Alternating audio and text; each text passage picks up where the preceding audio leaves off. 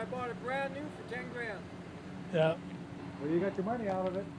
Yeah, good luck getting a truck for 10 grand today. Oh, God, yeah. My friend just bought a new truck. For an F-350.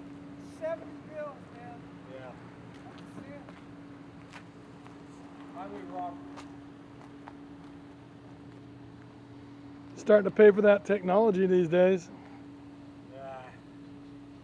Something to pay for aluminum beds. That's the dumbest thing they ever did. Yeah. There is no way for us to do a repair on an aluminum truck and put it back to factory. Even their repair process limits it.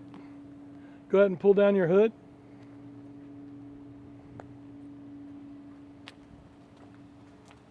Did you say this thing uses smog? Nope. The tags for it are on the Xterra. I took them off right. That's what I was